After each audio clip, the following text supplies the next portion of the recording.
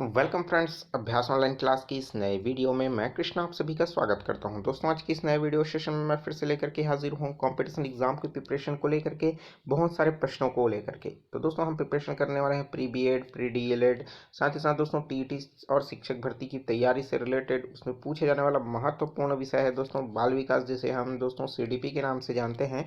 वहां से बार बार पूछे वाले प्रश्नों पर हम डिस्कस करने वाले हैं, तो वीडियो पर बने रहिए दोस्तों। बाल विकास एवं शिक्षा शास्त्र जो है इंपॉर्टेंट हो जाता है, क्योंकि अगर हम लोग देखें प्री बीएड में तो यहाँ से भी बहुत सारे प्रश्न पूछे जाते हैं, डीएलएड में, टीईटी में, शिक्षक भर्ती में भी यहाँ से प्रश्न पूछे जाते हैं। छत्तीसगढ़ व्यावसायिक परीक्षा मंडल से कौन कौन से प्रश्न पूछे गए हैं पूरा देखने वाले हैं इस वीडियो में। तो चलिए दोस्तों, वीडियो स्टार्ट करते हैं।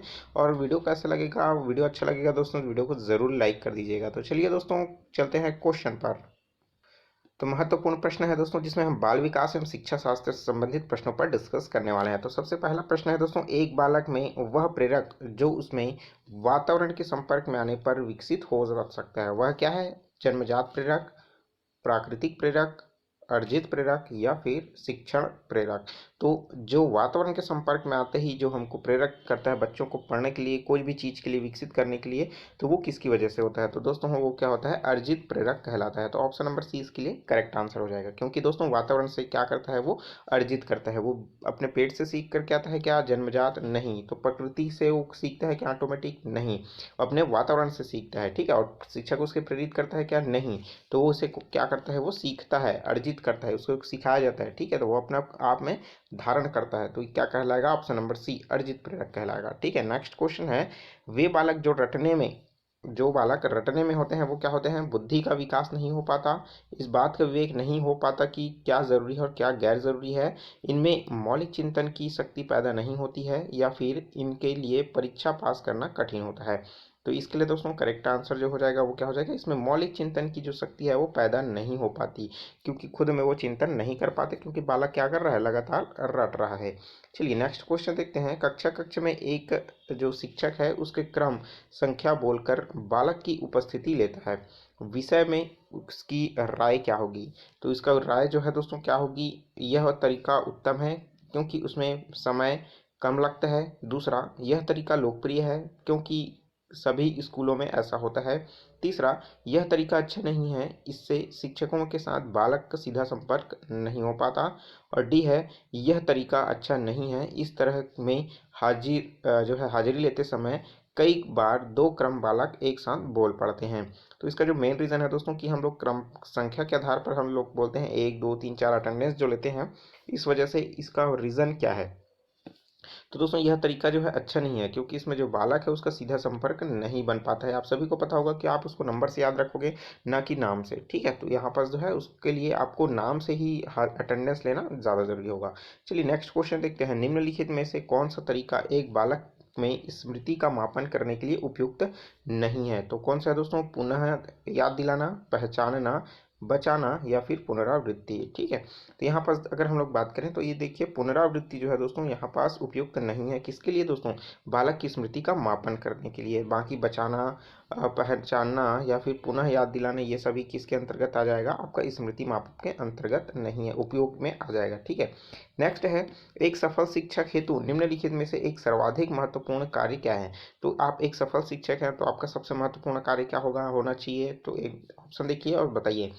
परीक्षा उत्तीर्ण करने वाले बालकों की सहायता करना। दूसरा है, अच्छा खिलाड़ी बनाने हेतु बालकों की सहायता करना। तीसरा है, बालकों में चिंतन योग्यताओं का विकास करना। या फिर डी, बालकों में पुस्तकों के प्रति प्रेम पैदा करना। तो आप सभी को पता होगा दोस्तों, आप एक अच्छे सफल शिक्षक हैं, सफल शिक्षक बनने वाले हैं, तो आप में क्या योग्यता होनी चाहिए? उत्तीर्ण बच्चों वाले के साथ हमेशा सहायता करना चाहिए अच्छा खिलाड़ी बनाने के लिए, या फिर बालकों में चिंतन योग्यताओं का विकास करना चाहिए? तो ऑप्शन नंबर सी क्या हो जाएगा? वेरी गुड, करेक्ट आंसर हो जाएगा।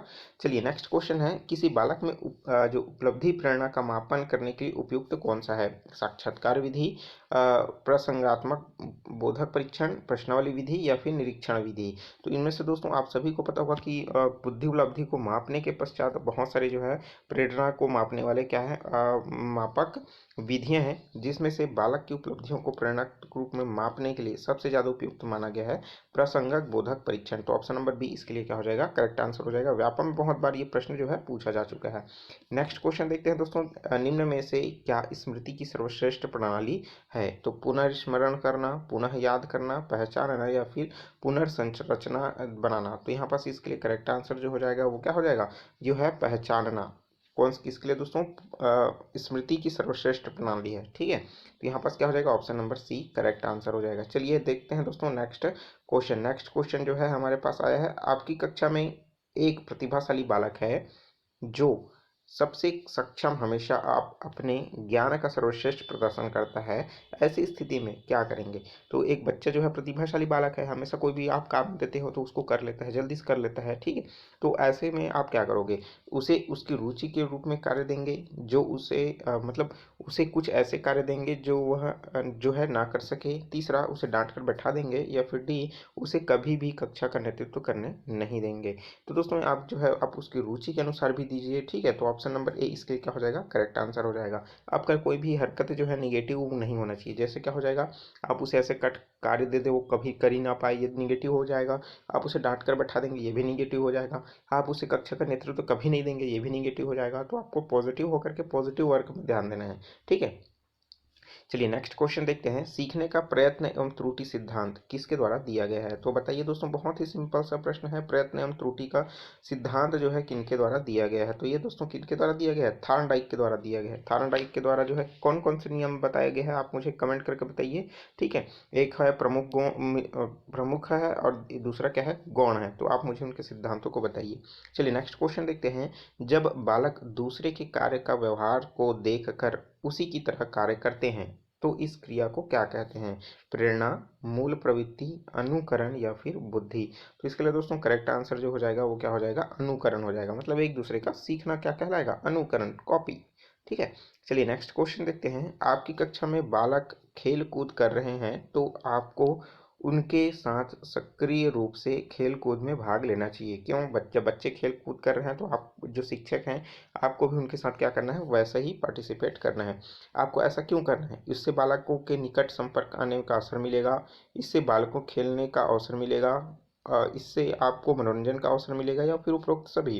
तो यहाँ पर दोस्तों करेक्ट आंसर जो हो जाएगा वो क्या हो जाएगा, इससे बालकों को निकट आने का संपर्क और अवसर मिलेगा। क्योंकि बहुत सारे बच्चे ऐसे होते हैं जो शर्मीले किस्म के होते हैं और वो नहीं आ पाते हैं, ठीक है। दोस्तों वीडियो अच्छा लग रहा हो तो वीडियो को ज़रूर लाइक कर दीजिए, और अभी तक चैनल को सब्सक्राइब नहीं किया दोस्तों ज़रूर सब्सक्राइब करके नोटिफिकेशन बेल आता है ज़रूर ऑन कर लीजिए, क्योंकि लगातार कंटिन्यू मैं क्लास लेने वाला हूँ।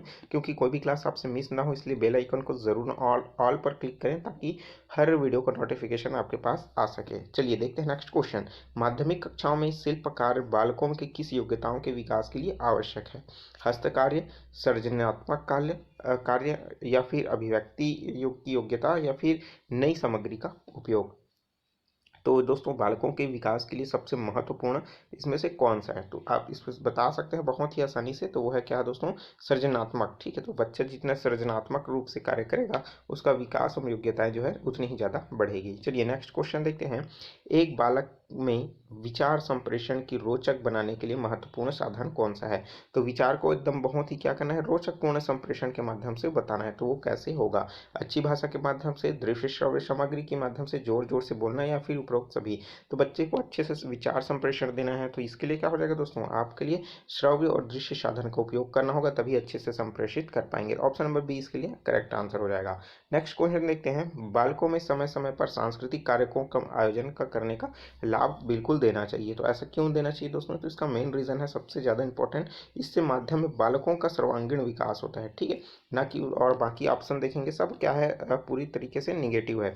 जैसे बालकों की पढ़ाई के असर कम कर दिया जाता है, अनावश्यक रूप से धन एवं समय की बर्बादी होती है, विद्यालय द्वारा शिक्षक वर्ग शारीरिक और मानसिक पीड़ा करना होता है, ठीक है। तो कहीं ना कहीं तीनों जो ऑप्शन है निगेटिव है, तो चौथा जो है करेक्ट आंसर हो जाएगा। नेक्स्ट क्वेश्चन देखते हैं, निम्नलिखित में से कौन सा व्यवहार प्रभावकारी शिक्षण में योगदान नहीं देता है। तो दोस्तों जो है कौन सा व्यवहार जो है प्रभावकारी शिक्षण में योगदान नहीं देता है, तो वो है विभिन्न शिक्षण सामग्रियों का प्रयोग, कक्षाओं में नियमों या कार्य प्रणालियों का सख्ती से पालन करना, या बालकों को शैक्षिक लक्ष्यों की जानकारी देना, या फिर शिक्षण में बालकों का सक्रिय भाग लेना।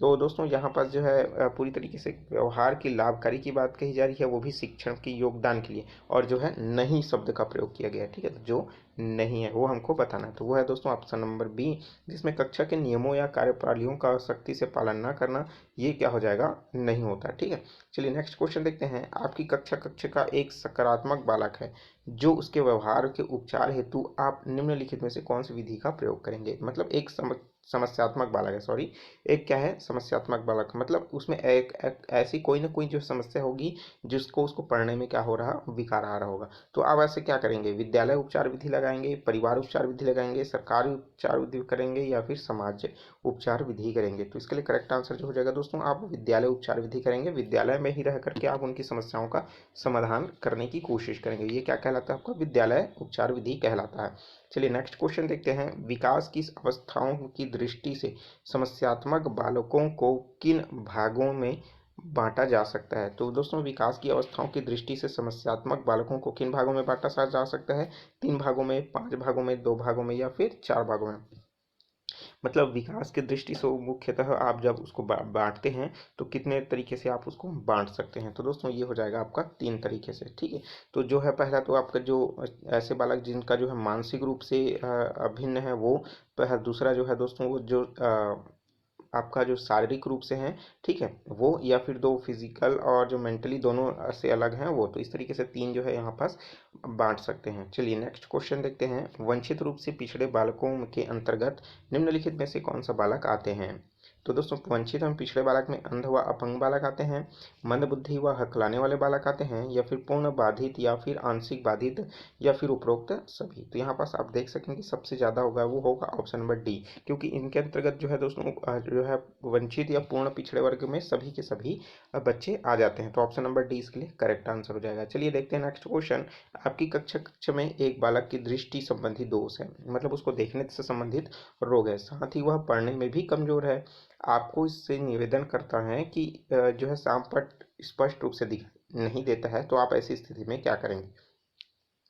मतलब बालक जो है अच्छे से देख भी नहीं पाता, पढ़ने में भी थोड़ा सा क्या है, कमजोर है, लेकिन वो क्या कर रहा है, आपसे निवेदन कर रहा है कि सर कि मैडम आप जो है थोड़ा सा स्पष्ट रूप से लिखिए, या फिर थोड़ा सा बड़ा बड़ा लिखिए, या फिर मुझे पास आने की है ना। तो इस तरीके से कंडीशन वो आपसे निवेदन कर रहे हैं, तो आप क्या करेंगे। आप उसे डांट देंगे कि पढ़ने में मन नहीं लगता और बोलते रहता है। दूसरा, उसे चश्मा प्रयोग करने की सलाह देंगे। तीसरा, उसे अच्छे इच्छा अनुसार बैठने देंगे, जिससे वह श्यामपट्ट जो है लिखा सके और देख सके। ठीक है, ताकि उसके लिए अलग कक्षा का व्यवस्था करेंगे। तो आप जो है आप अपनी स्थिति को उनको संभालिए, और जो है उनको इच्छा अनुसार उनके ऐसी स्थिति में बैठने दीजिए जहाँ से श्यामपट्ट उसको अच्छे से दिखता हो, और ताकि साफ जो है वो अच्छे से पढ़ भी सके। ठीक है, ताकि उसकी कमजोरी भी दूर हो सके। चलिए नेक्स्ट क्वेश्चन देखते हैं। विद्यालयों में प्रतिभाशाली जो है पिछड़े बालकों के लिए निम्नलिखित में से कौन सी शैक्षिक जो अवस्था है होनी चाहिए। वह क्या है, अवसर की समानता, पाठ्यक्रम की समृद्धि, या फिर जो है अहमियत तक रुकना, या फिर ये सभी।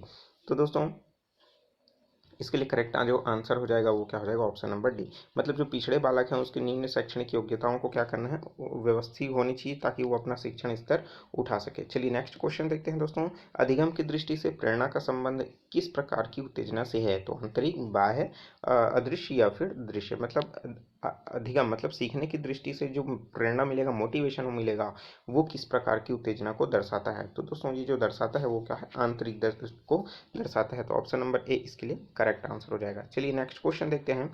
निम्नलिखित में से क्या प्रेरणाओं की उत्पत्ति का स्वभाव कारक है। मतलब स्वाभाविक कारक इनमें से कौन सा है।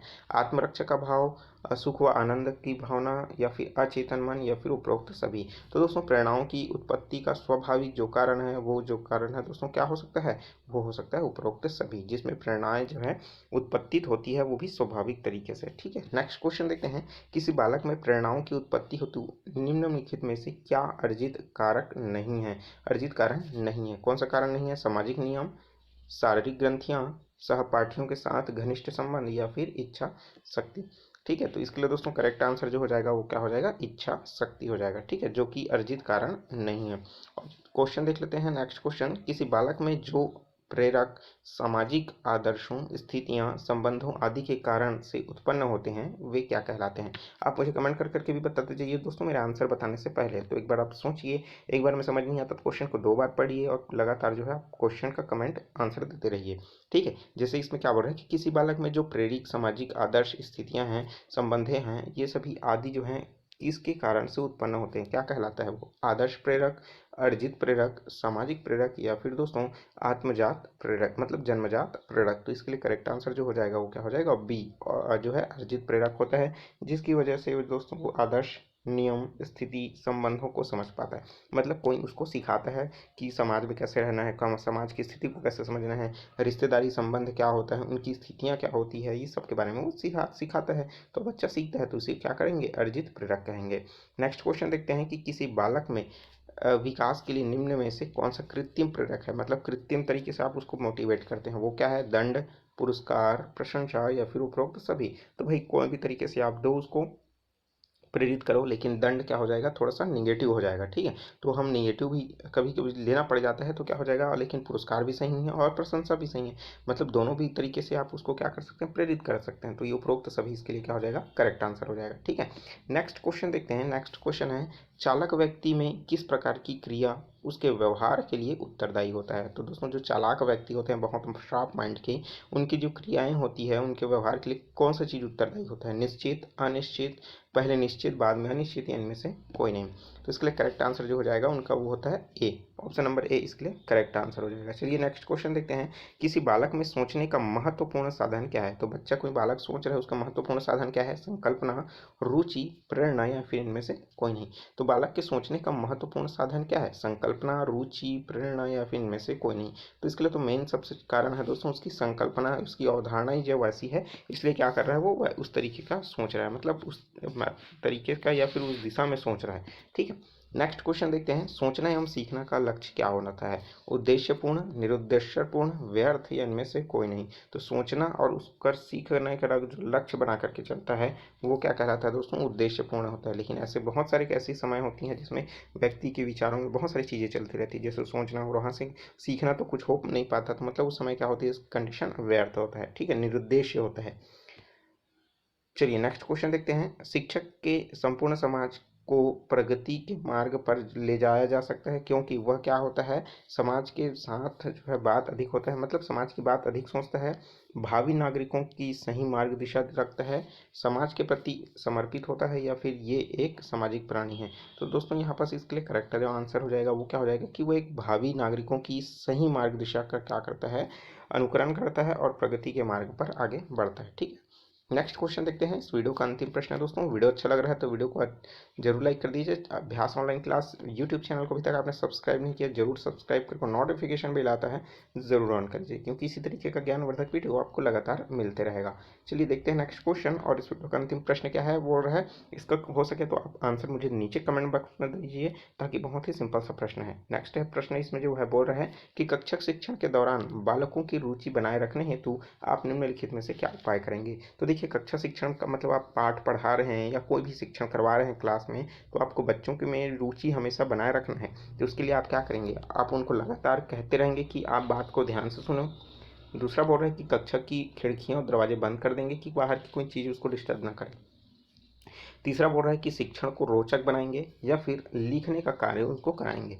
तो भाई ऐसे कंडीशन में तो आप क्या करोगे? शिक्षक को रोचक बनाओगे तो आप आसानी से, है ना, तो ऑप्शन नंबर जो सी है इसके लिए करेक्ट आंसर हो जाएगा। ठीक है, तो ऑप्शन नंबर सी क्या हो जाएगा? इसके लिए करेक्ट आंसर हो जाएगा। जहाँ पास आप जो है कक्षा के दौरान बालकों की रुचि बनाए रखने के लिए आप जो है क्या उपाय अपनाएंगे? तो वो है शिक्षण रुचि को एकदम रोचक बनाओ, ताकि ये बच्चा जो है बिना निरस्ता के आसानी से पढ़े, समझे, सीखे और वो कार्य करे। ठीक है, तो दोस्तों नेक्स्ट वीडियो जो आएगा उसमें हम फिर से बहुत सारे प्रश्नों को लेंगे, बहुत सारे डिटेल वाला क्लास भी मैं लाऊंगा। तो बिल्कुल चैनल के साथ जुड़े रहिए, और अन्य जो क्वेश्चन है दोस्तों अगर आप उनका जो है पीडीएफ चाहते हैं तो मेरी टेलीग्राम चैनल अभ्यास ऑनलाइन क्लास जो है वहाँ पर ज्वाइन कर लीजिए, वहाँ से आपको पीडीएफ डाउनलोड हो जाएगा। ओल्ड क्वेश्चन पेपर प्लेलिस्ट में पहले से ही बना करके रखा हूँ, कौन सा बुक आपको चाहिए पढ़ने के लिए मैंने नीचे डिस्क्रिप्शन में भी लिंक दे रखा है बुक लिस्ट का, तो आप उसको एक बार ज़रूर देखिए, आपके लिए बहुत ही महत्वपूर्ण होने वाला है। तो वीडियो कैसा लगा कमेंट करके ज़रूर बताइए। तो चलिए दोस्तों मिलते हैं नए वीडियो में नए जानकारी के साथ, तो मुझे दीजिए इजाज़त। Take for all the best, जय हिंद।